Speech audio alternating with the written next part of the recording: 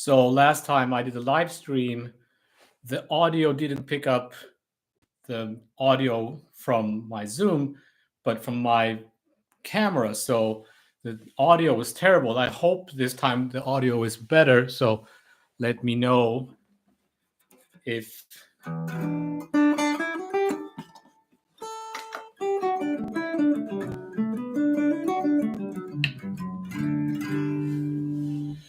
this is good.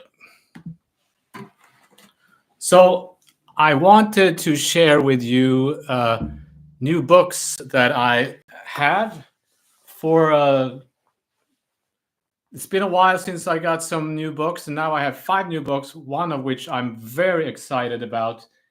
And let me show you what I got. I got this book, Intervallic Improvisation by Walt Weiskopf. I wasn't super excited about this book.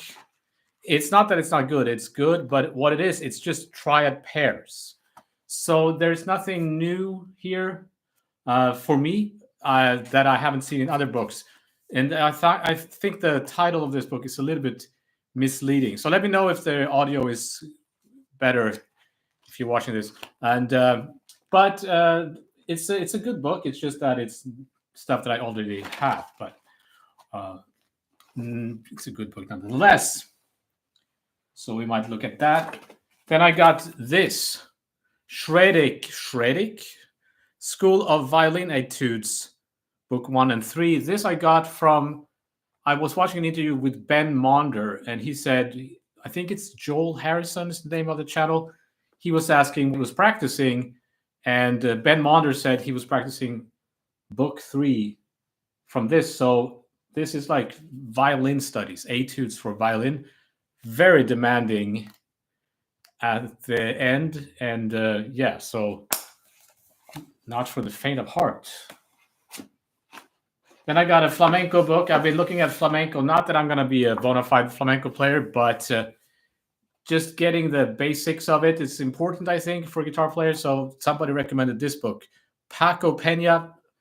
I'm very ignorant when it comes to flamenco, to be honest. I don't even know who this is, but it's a good book, and it's kind of for someone like me who's a classical player who wants to learn a little bit of flamenco, and it's got tabs and audio. So it is Paco Peña Toques Flamencos, music from the student repertoire.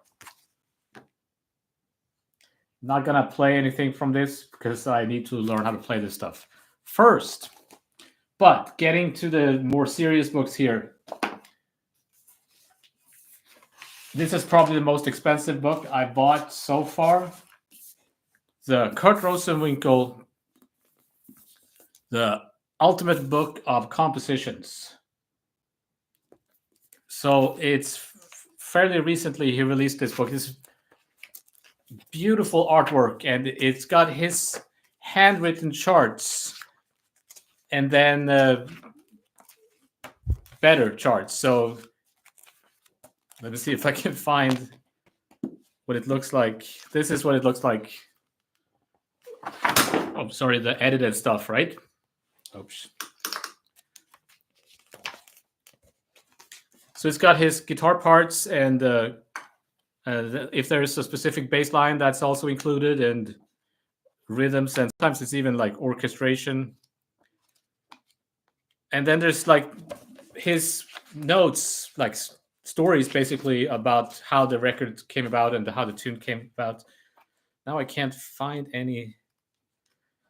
There is an example of his, I don't know if you can see that. That's his handwriting. So there's his handwriting on one page, which is nice to look at, and then the edited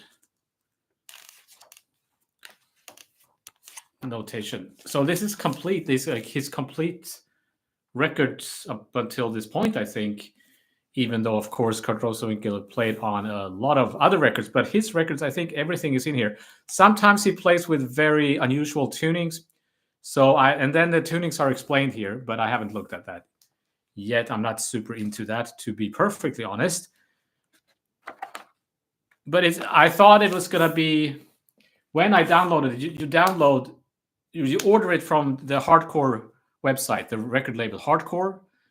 And then it was like, I think I paid like 150 euros or something. And then you got like, oh, your download is ready. And I thought, oh, did I pay 150 euros for a download? But the download PDF is always included. And then they sent you this book. But it didn't say that they were sending me the book. So I was a little bit nervous there for a second. But then I got this beautiful, very, very nice book. So if you're a serious jazz guitar student of jazz guitar, I think this book is a must, because studying his music is kind of important. He's kind of shaped he's designed the modern jazz guitar. I think he's one of the most important architects of what we're trying to do these days when it comes to jazz guitar. But here is the book I'm the most excited about. So I might play you a few examples of these in a second. We'll see. But here's a book that I haven't been this excited. I just got it last night. It was delivered to me, and this is Noel. Let me say his name right. Noel Johnston. I don't know if you've seen. He's got a YouTube channel which is pretty popular, and Noel Johnston is a teacher over at North Texas University, or North Texas College, whatever it's called. So he's a heavy hitter, and it's a very, very interesting YouTube channel. That's how I discovered him. And some of my students are into this stuff because I think he was the teacher to Mark Lettieri, and all my students love Mark Lettieri. So that's how he got on the scene. So this is one of his books. It's got a few books. Oh, yeah. Yeah, I just heard about this recently, and I think you can buy it as a PDF, but I recommend getting this book. What it is that he's taking every possible four-note. Let me just remove some of this stuff. I got too much on my music stand. Every possible combination of four-part chords that you can come up with. So within the 12-tone system. And then, let me see here. We'll start from the beginning. He categorizes them into different, how dissonant or consonant they are, I guess. So some of them he calls hyperdissonant, if they're chromatic clusters. And then cluster voicings, triads, quartals voicings. It's got this whole system for categorizing them. And then how to describe them, I guess. So he's got what's called pitch class set. Then he's got Ted Green's numberings, for those of you who are into that stuff. Schillinger's numbers, which I don't know what that is, to be honest. I have to look into it, some theory I'm not aware of. And then just as intervals. So one four-part chord would be 1, flat 2, 2, flat 3. So just chromatically up from. Now, of course, this is impossible to play as a chord in closed position. If I played C, C sharp, D, and D sharp or E flat, I can't play that as a closed chord, but you can play them in open voicings, right? So he also puts them in categorized after which scale you can find these. I don't know if you can find this specifically in any scale except the chromatic. No. So this would be what he's called hyperdissonant. And then, of course, the next would be, and then it would be, until you go through every combination of four-part chords. He even has them listed out here, how many possible combinations there are. There are 2,047 chord types. Okay. He's done his math. So there's so much here. But okay, so let's look at this first hyperdissonant. So the 4 notes are C, D flat, D, E flat. Then he plays them as arpeggio.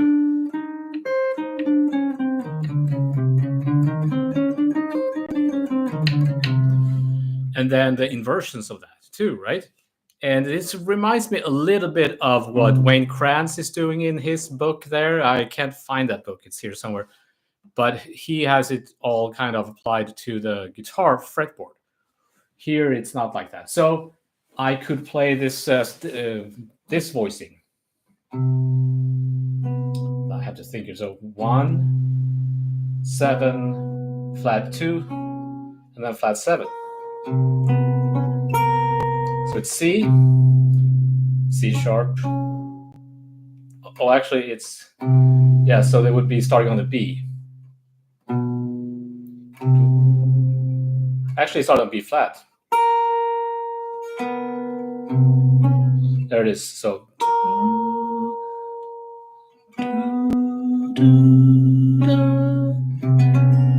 that would be an example of playing those 4 chromatic notes as a chord voicing. And he's got them all mapped out. How you can play those chords as arpeggios and as chords in different drop inversions and all that stuff. And it comes with audio. So you download the audio, and he's written etudes to every one of these 4-part chords. So the first one is hyperdissonant set 001 etude based on 1 flat 2, 2 flat 3. And then you can listen to the audio where he's playing these etudes. Why do we do this, you might ask? It seems kind of ridiculous. You would never play that chord.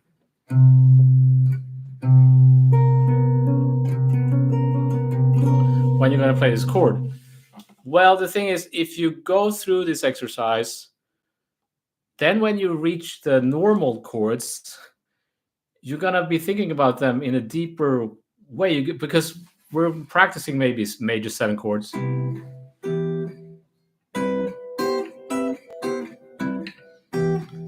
Like that, and we're just kind of memorizing finger shapes. We're not really thinking about the actual intervallic structures and how the notes relate to each other and all this stuff. But if you go through these, you have to think about that in a very kind of, you have to be really think, which is going to help you when you go back and play these normal chords. You're going to have a more expanded awareness, I guess, of the intervallic relationships and all this stuff. Plus, I kind of like this stuff. But so yeah, this is 300 plus pages. I haven't even looked at more than this first chapter.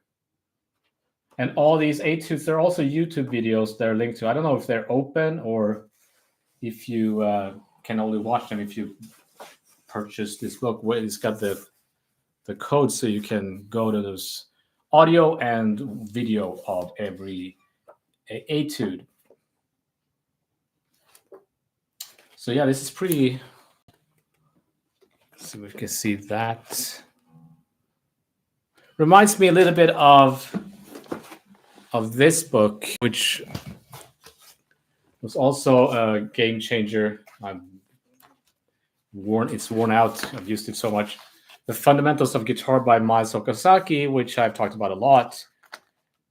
This also has this kind of very deep theory.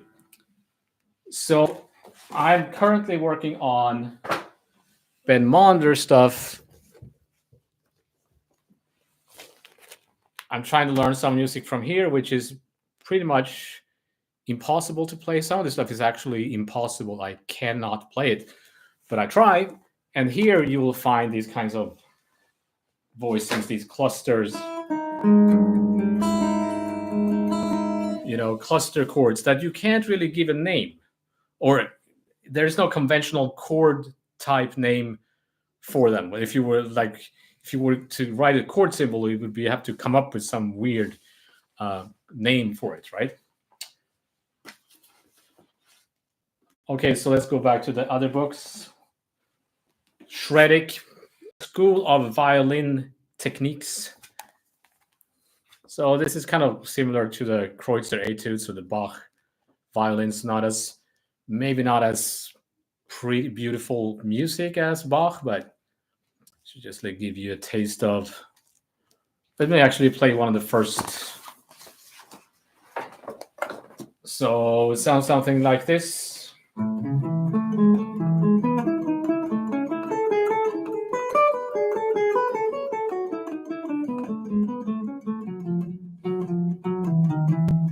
There it is.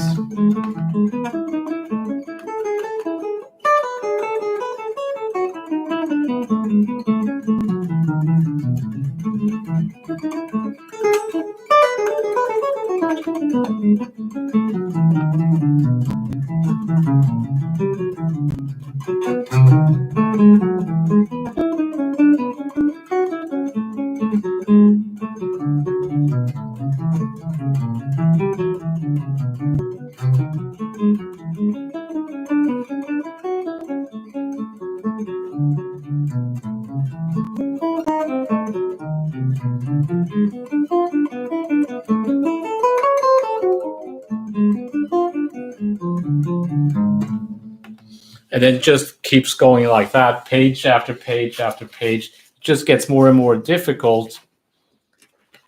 And book 3, which was what Ben Monder, yeah. I recommend getting these little markers so you know what the hell where you are. Let me see if I can play something from this more intervallic.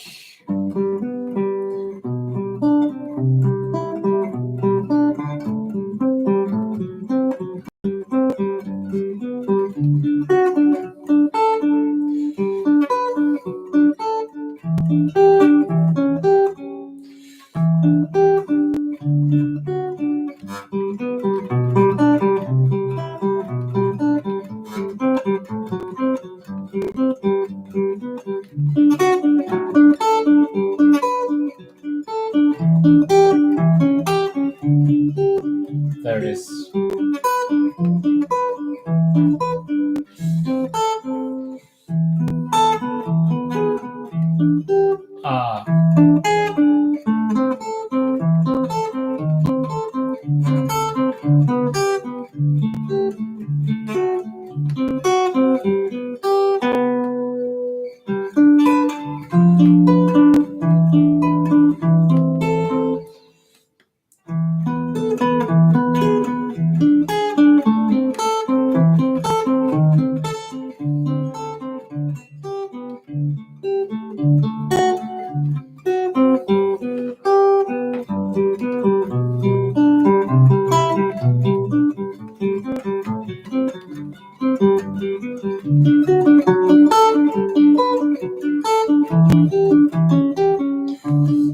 So you see how I'm kind of struggling with the fingerings there. This is one of the big challenges with this stuff, right? You have to come up with fingering solutions you have to solve fingering issues when you're working with a book like this. And it's not written for guitar. It's written for violin, right? So it's quite challenging.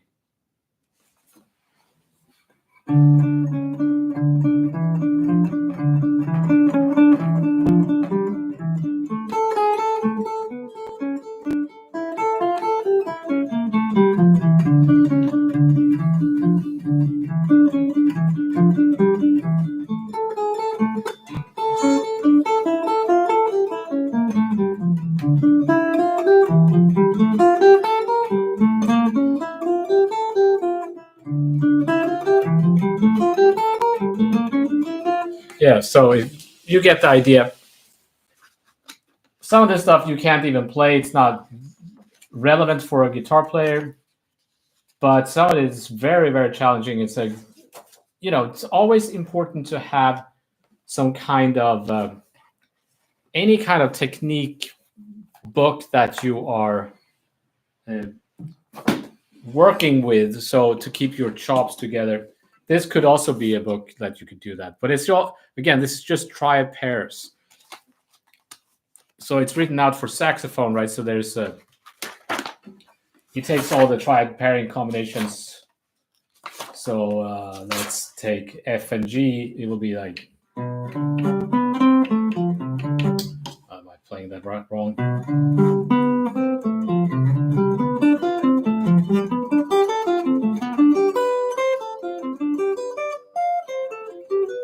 Right, I guess it's the range of the saxophone here, and then G flat and A flat, right? So for us guitar players, we just move the same shape.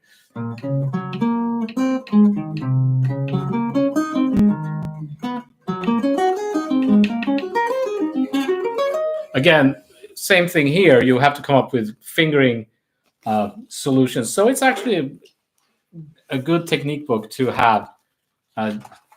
Just write down the fingerings and work on each key and all the triad pairing combinations and all that stuff. And then there's some etudes at the or audio or songs, tunes with these triad pairs. And I don't think there's any audio. I can't find any. Maybe there's a link here, download links that I'm not seeing, because this is Abersold publishing.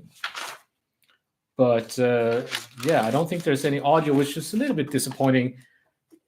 I don't need audio for this stuff, but it would be nice to have audio with the songs, the tunes at the end there. So, by the way, feel free to ask me anything about these books. I just got some of them, so I can't maybe necessarily answer them. So it's good to have a book, a technique book that you're working on. So this would be a technique book. I consider this as strictly technique. It's just like working on fingerings and your chops. And then to have a theory book, it's a different kind of practicing. This is more intellectual. You have to think about theory and how it all kind of notes and kind of how it all kind of relates to harmony and all this. It's a theory. It's a thinking book, not necessarily technique, or you're not learning any really relevant tunes. But it's also important to learn tunes. So Kurt Rosenwinkel, just so nice to. I've probably listened to all his records at some point, but just going back to listen to some of these records, and oh yeah, this tune, and then studying his, the way he's got his own musical universe that he's created, which I think is the hallmark of a great musician, that you can hear not only in the guitar playing that it's Kurt Rosenwinkel, you can also hear it in the kind of harmonies in his compositions. That he's got a very strong musical voice. And here are his records. Again, very nice artwork. So you could have this book just to look at it and read it about how these songs came about and the record came about. Yeah, this is a one tune that has the whole orchestration for strings and all that stuff. So this is pretty serious stuff. And you order this book from his website, the Hardcore Records. But I really, really recommend. I know you're a lot of jazz nerds, jazz book nerds out there. This is the best book I've seen. Fury to Jazz Theory, which I know a lot of you are. So it is. Let's see who's publishing actually. Is it self-published? Maybe it is. But I ordered this from Amazon. It's published in 2022.